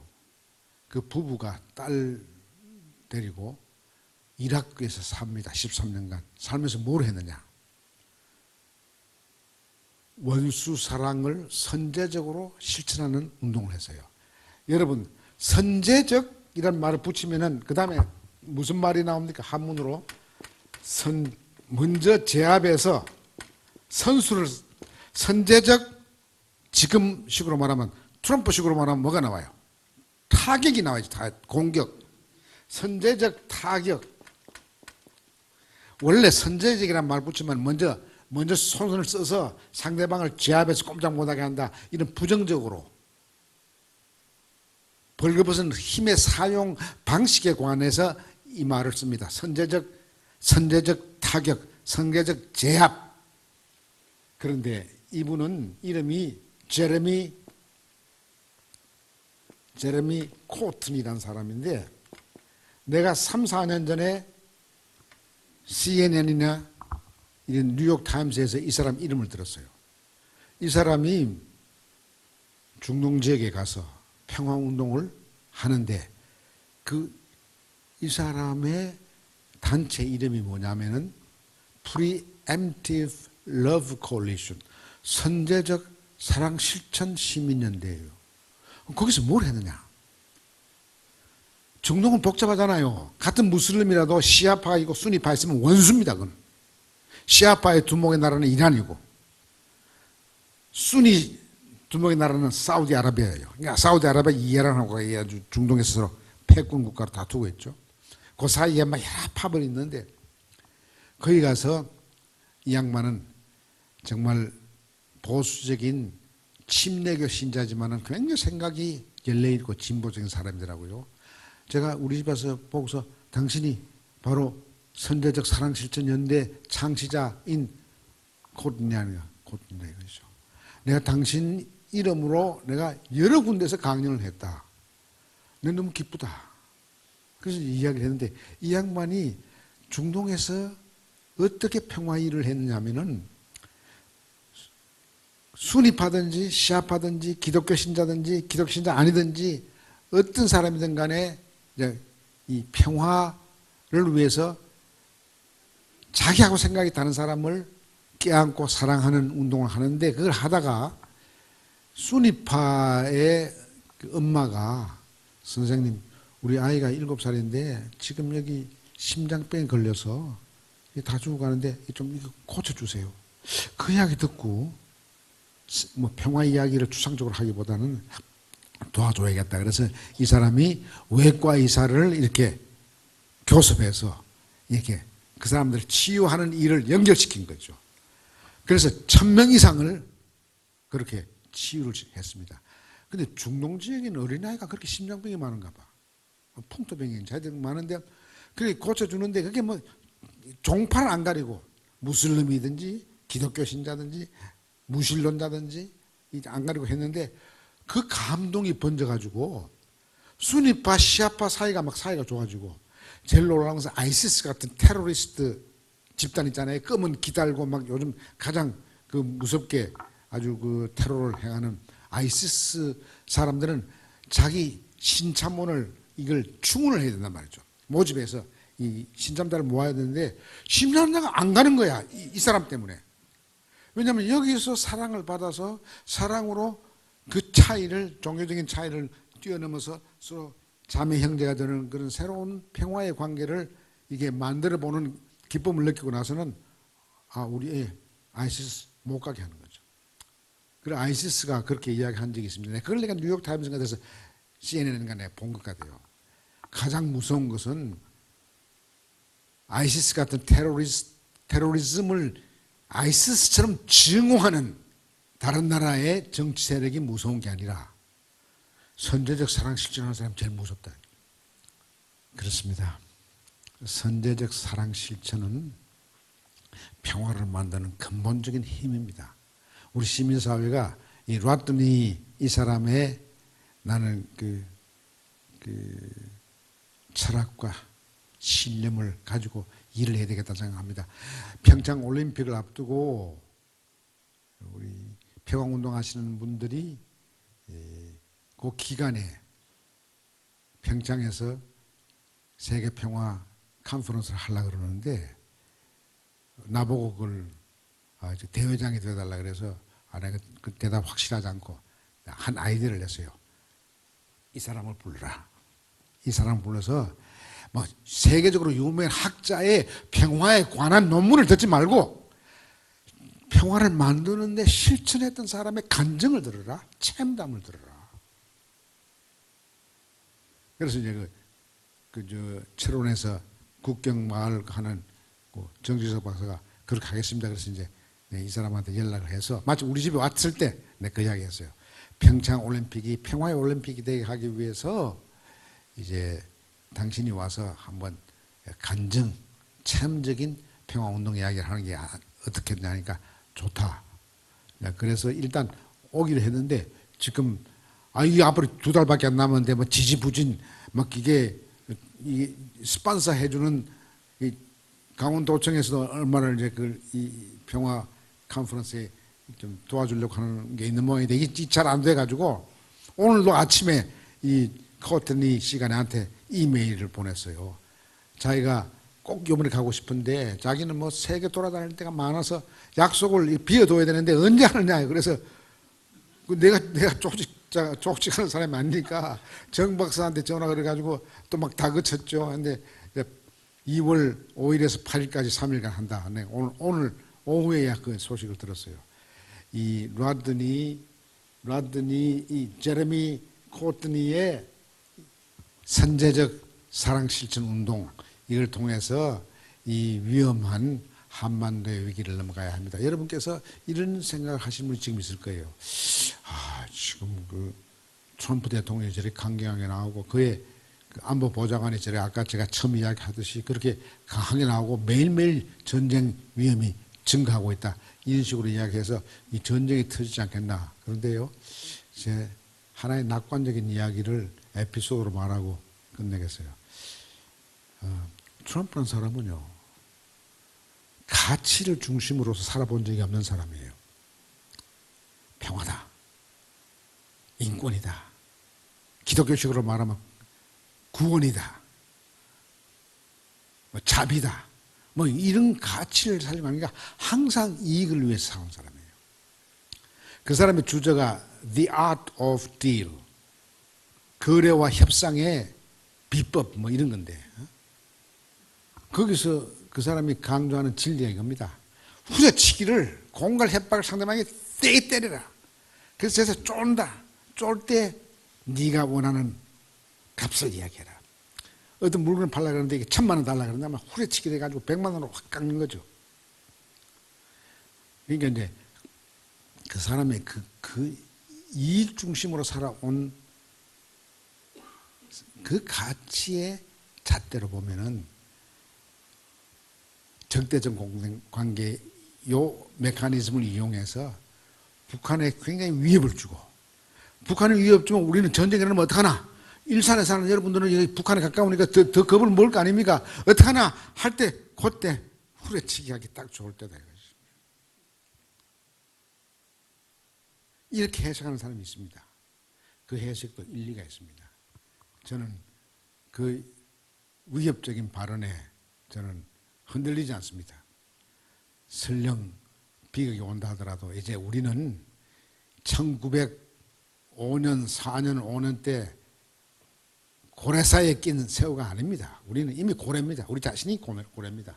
몸집은 작은 고래지만 제일 영리한 돌핀 같은 고래이기 때문에 우리는 큰 고래와 겨누어서 지혜롭게 지금 마치 BTS가 세계를 휩쓸듯이 요 BTS가 세계 휩쓴 게 얼마 안 됩니다.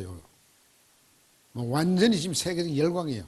오늘 끝나고 나서 집에 주무시기 전에 저 아이들한테 딸한테 물어가지고 유튜브에 들어가서 BTS하고 리액션 반응 각국의 반응 특히 관심 있어서 일본의 리액션 인 자pan 치면 딱 나옵니다. 우리가 평화를 만드는데 월등하게 기가 막힌 DNA를 갖고 있는 민족 같아요. 그러니까 이 트라우마를 그걸로 다 씻어냅시다. 100년간의 이 아픔을 한반도의 아픔을 선제적 사랑 실천을 통해서 씻어내시는 일에 고향에 계시는 여러분들이 앞장서 주시기를 바랍니다. 그럼 제가 뒤 따라가겠습니다. 감사합니다. 네, 여러분 다시 한번 큰 박수 부탁드립니다. 네.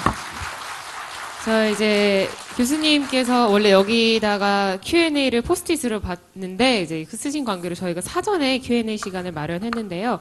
그 전에 잠깐 특별 게스트를 잠깐 소개해 드리고자 합니다. 바로 이틀 뒤에 특별 강연을 해주시는 최성 시장님이 저기 앉아 계시는데요. 네, 인사 한번 받아보도록 하겠습니다. 네, 여러분 큰 박수 부탁드립니다. 네, 알겠습니다. 교수님 이쪽에 앉으시겠어요? 네. 네.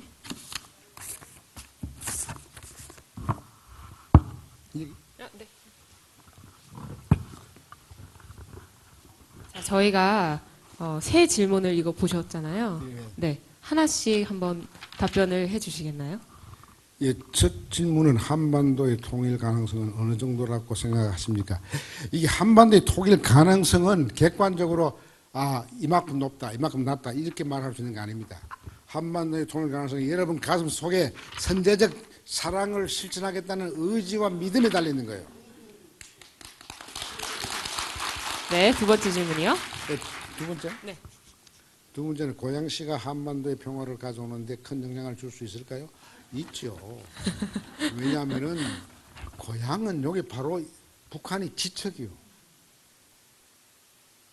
지척이기 때문에 남북 관계가 좋아지면은 고향은 선제적 사랑 실천하는 일에 전략적으로 굉장히 중요한 요지가 될 거예요. 게다가 고양시는 아까 제가 말씀드린 대로 서울 주변에 100만 도시 가까운 이 위성 도시들이 많은데 지적 수준이 제일 높은 데가 여기 같아요.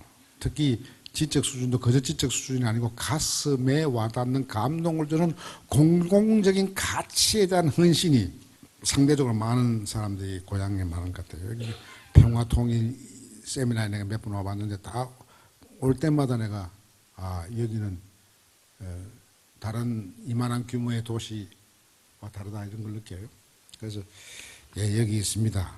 세 번째가 만약 한반도의 갑작스러운 통일, 예를 들어 북한의 어떤 내부 사정에 의해 발생하는 상황에 대한 정부의 예상 플랜이 다수 마련되어 있는지 궁금합니다. 그거는 이 통일부 장관한테 물으셔야지. 내한테 물으면 이거는 정부의 예상 플랜, 내가 바로 우리 대통령과 이게 통일부 장관과 총리한테 묻고 싶은 이야기예요. 제가 남북 관계를 담당하던 부총리를 해봐서 내가 이 질문이 나에게는 더 절박한 나의 질문이죠. 근데 예상 플랜이 있는 것 같기도 하고 없는 것 같기도 하고. 근데 요번에 하나 있는 것 같기도 하는 것은 트럼프가 와서 미국과 한국은 군사동맹입니다. 그래서 혈맹 관계라 그러죠. 그걸 이제 우리 대통령이 그렇다면 그건 인정하고요. 그런데 일본과 한국 간의 군사동맹 들어라 하는 게 돼서 우리 대통령이 그분은 단호한 표정을 잘 안 하는 사람이지만은 점잖게 노했어요. 일본하고는 교류협력을 한다. 그러나 일본하고는 군사동맹을 할 수가 없다. 그렇다면요, 제가 묻고 싶은 것은 요 앞 정권의 이명, 박근혜 이 9년 동안에 일본하고 미국하고 우리하고 군사 정보 교환 협정을 한 게 있어요. 그거 어떻게 할 것이냐.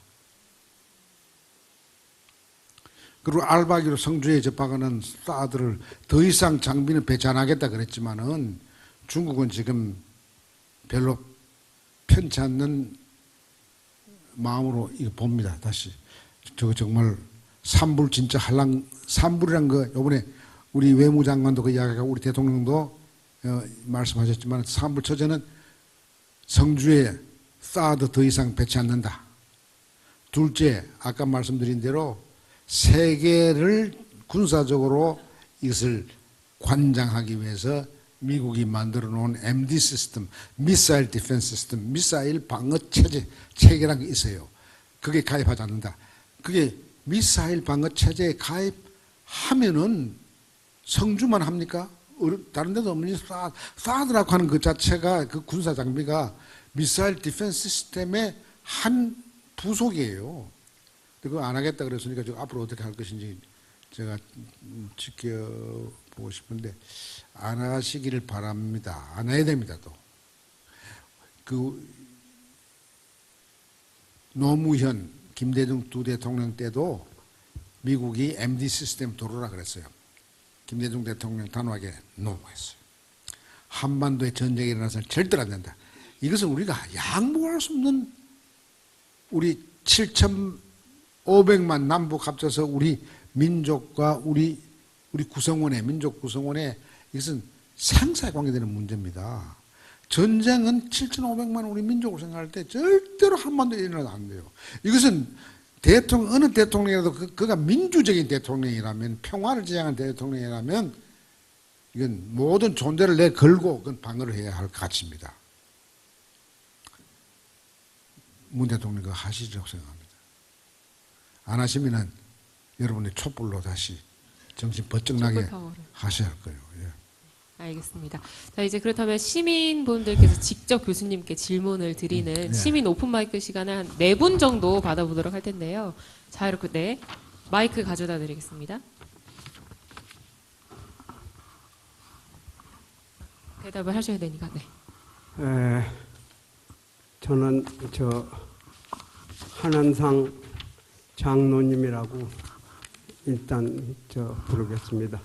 저한테는 그게 제일 친근한 한 교수님에 대한 호칭이라고 생각합니다. 오늘 결과적으로 우리 민족과 국가의 장래에 아주 희망을 가져다 주는 메시지여서 정말 감동을 받았습니다. 그리고 BST를 통한 그 BTS. 세계적인 반응을 그렇게 섬세하게 읽어내신 그 정말 한 선생님의 그 놀라운 지혜에 대해서도 다시 한번 경의를 표합니다.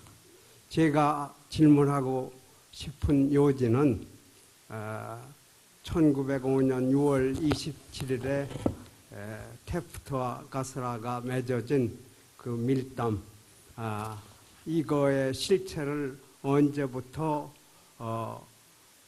확실하게 느끼셨는지, 또 그동안 우리 교육부 총리를 지내신 한 교수께서 그런 것들을 일찍 인지하셨다면은 그런 것들을 좀 사람들에게 가르칠 그런 생각을 해보셨는지, 이런 거에 대해서 한번 조금 여쭙고 싶습니다.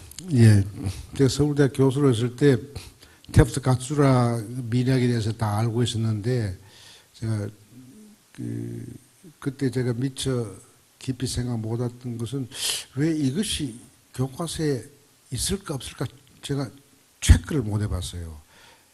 초등학교나 중학교나 고등학교나 대학 역사에서 테프트 가츠라 이야기를 슬쩍 하고 지나가는 것 같긴 한데, 그것이 갖는 굉장히 인류 역사적인 중요한 의미가 그 속에 있거든요. 그 중에 첫 번째 의미는 뭐냐면은 테프트 가츠라 그 협약의 당사자가 해양 국가입니다.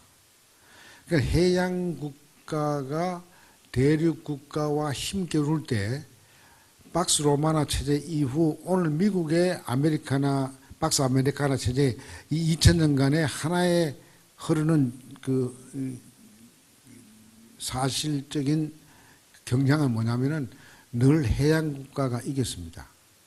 그러니까 로마가 지중해를 장악했기 때문에 로마가 그 당시 세계 국가가 되었고, 그 다음 힘이 지중해에서 빠져서 대서양으로 갈 때 대서양을 관장한 영국이 역시 세계를 지배했고, 힘이 이제 대서양보다 더 큰 태평양을 장악한 미국이 20세기 초반부터 이 비율빈 먹기 전에는 스페인 전쟁에서 이기고, 나서 이제 하와이라든지 알라스카를 갖다가 값싸게 사가지고서 이 태평양 국가가 됐는데, 이제 이 최대의 해양국가 미국이 일본을 사로잡아가지고 이제 가장 강대한 대륙국가 중국을 옥죄려고 하는 것이죠. 그런데 소련은 1989년, 90년에 소련은 와해가 됐습니다.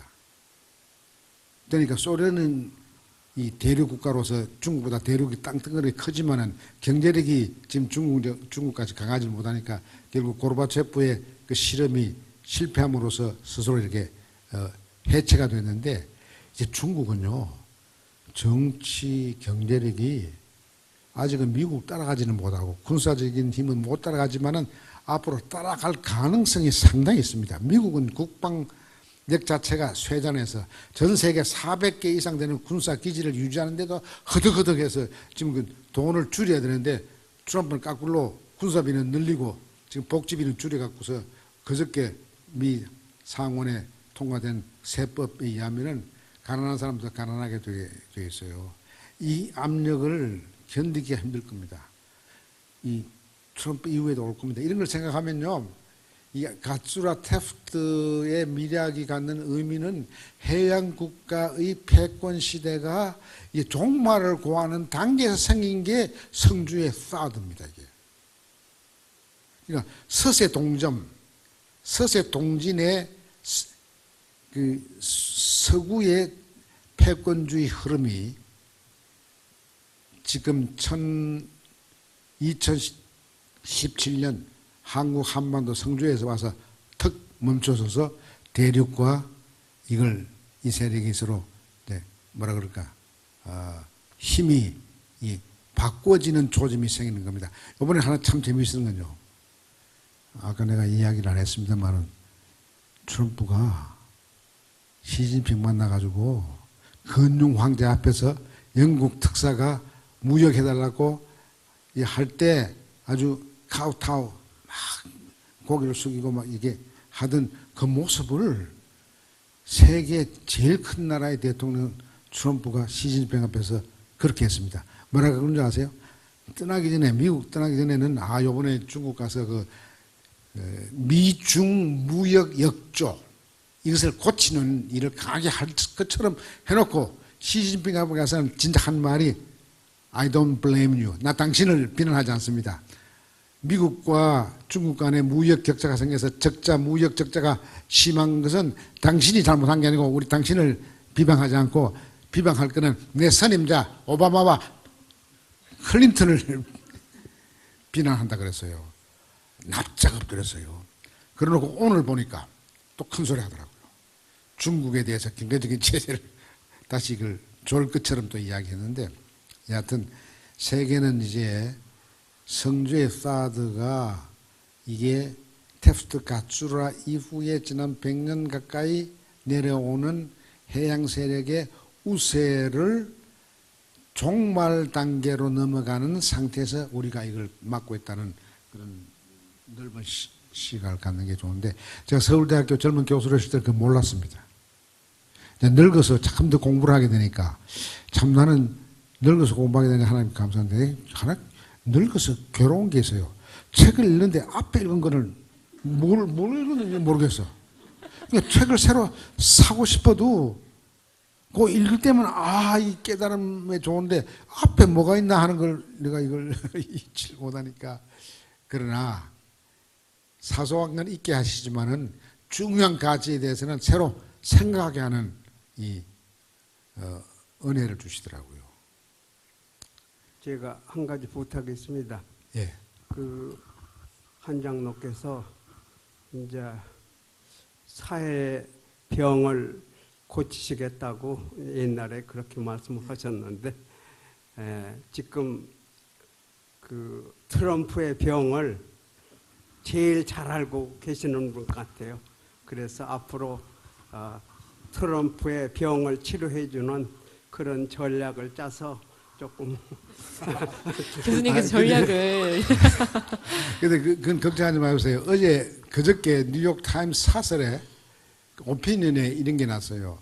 미국의 정신과학자들이 연설을 해서 지금 트럼프 대통령이 정신질환에 걸렸으니까 이 조치를 해야 한다는 게 뉴욕 타임스의 오피니언 사설란에 났어요.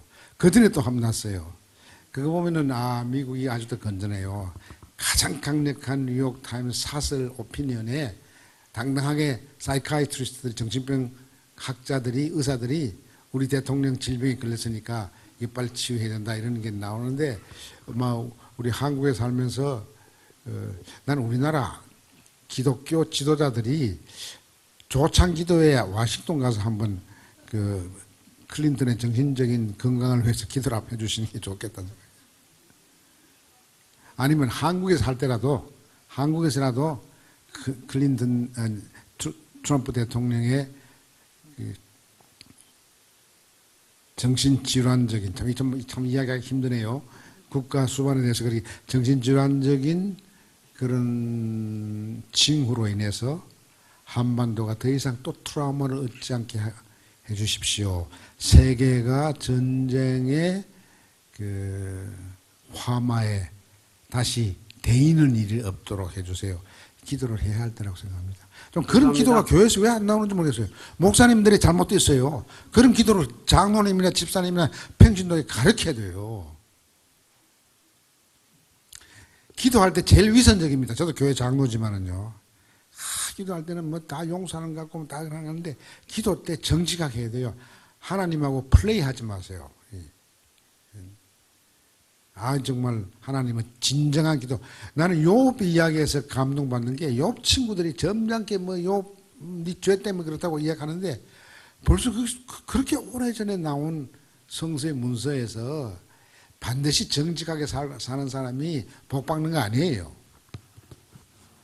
그렇다고 해서 부정직하게 사는 사람이 복 받는 뜻이 아니라, 부정직하게 살아도 가치 있게 사는 때는 고난이 오더라도 고난을 통해서 말할 수 없는 큰 은총이 있다는 걸 가르쳐야 되는 것이죠. 네, 감사합니다. 네, 시간 관계상 마지막 한 분만 받도록 하겠습니다. 네, 저쪽에, 뒤쪽에.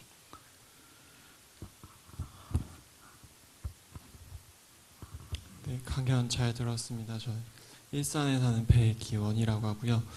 궁금한 게, 처음에 얘기하셨을 때 이제 미국과 일본이 이제 동맹 관계를 맺고 한국의 관계가 그 하위 관계에 이제 들어간다고 하셨어요. 근데 제가 이해하기로는 이제 1900년대나 1800년대는 이제 중국이나 러시아라는 이제 공산권에 맞서기 위해서 미국이라는 나라가 일본의 어떤 그런 경제력 이런 거를 통해서 이제 동맹을 맺어서 이제 그런 걸 좀 방어하기 위한, 일본하고 이제 그런 협력적 동맹을 맺는다고 생각을 하는데, 지금 이제 여기의 상황이 한국이라는 나라가 그때보다는 경제력도 많이 성장하고 이제 여러 가지 상황이 달라졌고, 또 제가 알기로 트럼프가 이번에 일본을 방문하기 전에 진주만을 먼저 방문해서 진주만을 잊으면 안 된다라는 트위터를 남긴 거를 봤어요, 기사로.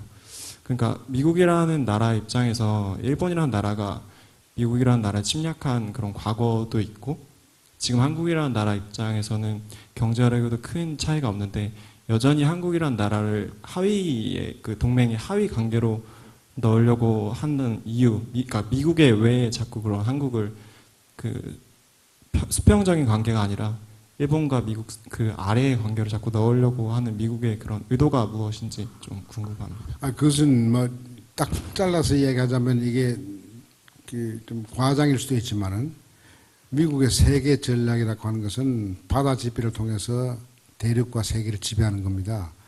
그런 관점에서 볼 때에 태평양의 서쪽에 있는, 이쪽 아시아 쪽에 있는 그 지역을 미국이 계속 관리하고 지배를 하려고 그러면, 같은 해양국인 일본, 또 일본이 이 아시아에서 벌써 19세기 중반에 유신 교육 통해 가지고, 소위 그 유신이라고 하는 지금 문화혁명을 통해서 그 서구에 발달된 기술과 과학 이런 걸 빨리 받아들여 갖고서 그 아시아에서 패권국가가 됐거든요. 그게 청일전쟁, 1895년 청일전쟁 승리를 통해서 아시아의 패권국가가 되고 나서, 그 사람들이 아시아 패권국가가 되기까지는 아시아 같은 동료 나라들에게 어떤 거짓말을 했냐면은, 우리 아시아 사람들이 힘을 뭉쳐서 백인 중심의 세계 이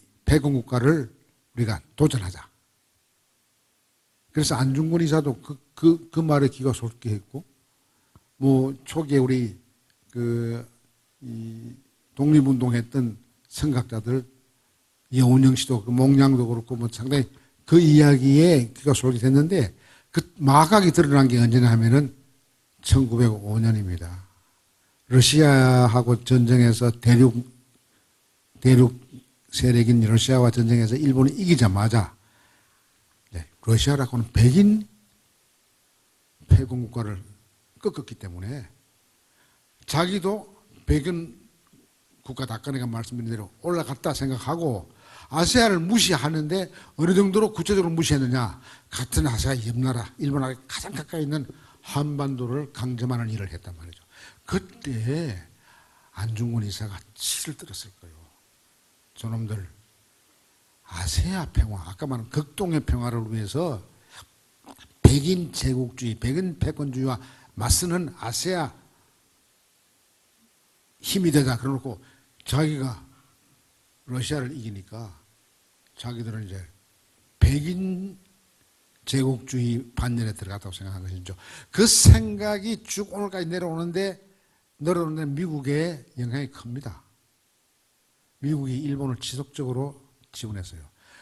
자기들하고 그 3년간 태평양 전쟁에 싸워서 숱한 미국에게 그 아픔을 주고 더구나 원자폭탄 2방으로 히로시마 나가사키에 17만 5천 명을 한꺼번에 죽인 그런 미국 아닙니까?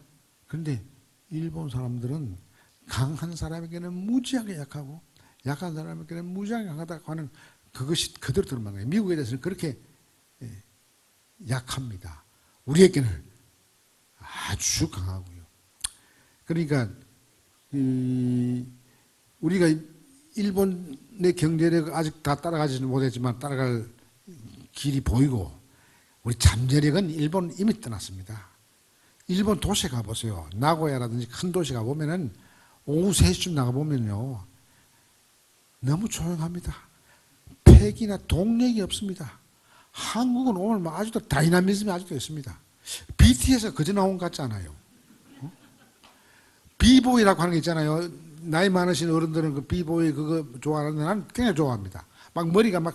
머리가 팽이처럼 막 휙휙 돌아가고 하는데 거기도 세계 1등이 한국입니다. 그러니까 우리가 갖고 있는 이런 문화적인 잠재력 이거는 엄청나게 크다는 것을 일본이 알고 있어요. 그러니까 너무 기는 죽지 말고요. 다만 기분 안 좋은 거는 미국이 왜 항상 일본 편을 드는가? 지금도 미국 사람은 일본이라 그러면 선진국가로 생각하고 교양이 있는 동양국가로 생각하고 자기들이 한때는 주적이었지만은 그 사람들도 좋아하는 게 있는데 이제 미국 사람들도 한국 사람이 정말 그런 게 아니구나. 그 내가 느낀 건 뭐냐면 트럼프 같은 사람이 이 사람은 실수는 많고 엉터리긴 하지만은 정직한 사람이에요. 뭐냐면 한국 국회에 와서 너희들 골프는 최고다. 이걸 이야기를 부끄럼 없이 뱉어내요. 일본 가서 그거 안 했거든. 제가 이거 하나의 에피소드로 이야기하겠습니다. 제가 적십자 총재로 했을 때 서울에서 2005년 적십자 연맹 총회를 참 드물게 했습니다. 그때 전국에 전 세계 190개 나라 가까운 적십자 총재들과 직원들이 와서 했는데 일본 적십자 위원장 총재가 와서 내한테 한 첫 질문이 한국의 적십자 인도주의 운동은 어떻게 뭐가 지금 문제입니까? 뭐 이런 질문이 아니고 첫 질문이 이런 질문하는 게 결례일지 모르지만 그분 여자였어요. 미국에 대사하시던 분인데 내가 굉장히 부자들이 사는 골프장 안에 집이 있는데 노스캐롤라이나에 사는데 자기 그 골프장에서 가끔 세계적인 그 시합을 한대요. 하는데 가만히 보면은 왜 아시아 여자들이 이렇게 잘하냐? 그게 질문이 아니고 왜 한국 여자만이 잘하느냐? 그걸 여러분 미국에서 적십자 위원장으로 있으면 물으니까 아무도 대답을 못 하더라 이거지.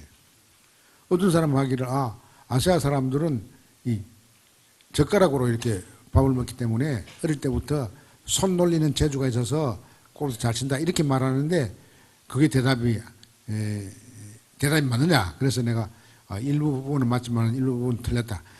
젓가락에도 메탈, 쇠 젓가락이 있고 나무 젓가락이 있는데 나무 젓가락은 쉽고 굵고 쇠 젓가락은 가늘고 슬리퍼리 미끄러지기 때문에 쌀 한 톨 짚기 어려운데 우리는 쇠 젓가락으로 쓰는 나라다. 중국이나 일본은 나무 젓가락이니까 우리의 우수성을 일본하고 비교하지 말아라. 그리고 이제 그러니까 그게 설명이 안 된다 이거야. 설명을 더 해달라 그래서 제가 이렇게 이야기한 적이 있습니다. 그건 이제 우리 자신감을 갖자는 이야기죠. BTS나 이런 것을 이야기하면서 했던 이야기를 내가 반복하는데 이런 겁니다. 운동 가운데 여러 변수를 한꺼번에 다 고려해야 할 운동이 있습니다. 그게 이제 이를테면 양궁하고 골프입니다. 골프는 공을 치면 그 넓은 필드가 있는데 바람이 어떻게 부는가, 지금 비가 오는가, 그러면 이 잔디는 어떻게 누웠는가, 지형은 어떤가, 이 각도를 다 한꺼번에 5개, 6개 변수를 다 파악하고 머리에 집어넣어가지고 판단을 딱 하고 치는 게 골프거든요. 이건 전쟁하는 장군과 같습니다. 여러 변수를 한꺼번에 넣어서 하니까 머리 나쁜 사람은 절대로 못하게 되었어요. 골프는. 한국 여자는 뛰어나게 종합적인 판단을 하는 겁니다. 그리고 나는 할머니부터 우리 어머니까지 어떻게 김치를 맛있게 하느냐 하면은 어머님이 권사님으로 돌아가시는 우리 어머님이 그러세요. 그게 내 손맛이지. 그 손맛이라는 거. 그게 한국적인 것 같아요. 양궁도 그렇습니다. 바람 속도, 비 속도, 이게 공간이 참 파악해서 그래서 각도를 조절해야 되는 것이지 단순하게 한두 개 고려해가지고서 잘하는 건 아닙니다. 그러니까 운동 중에 완력보다도 머리를 창조적으로 써야만이 이길 수 있는 운동은 우리가 잘하는 것 같아요. 힘으로 우리가 백인한테 당할 수 없잖아요. 그러니까 이거 우리 대단한 민족이 다른 걸 요즘 내가 이 나이가 돼가지고 늦게 BTS 보고 더 확실히 느낀다고요. 오늘 저녁에 가서 BTS 한번 보세요. 알겠습니다. 네, 한 분 더 가능한가요? 한 분 더? 시간이 굉장히. 아니 여자분이 한번 질문하세요. 네, 여자분 마지막으로 한 분 더 하겠습니다. 우리나라 국위를 선정하는 사람들은 대부분이 여자인데 우리 박 대통령 빼고 여성분 중에 없으신가요? 용기를 가지세요. 없으면 강요하지 마세요. 네, 알겠습니다. 네, 이렇게 마치도록 하겠습니다. 교수님께 다시 한번 큰 박수 부탁드립니다. 감사합니다.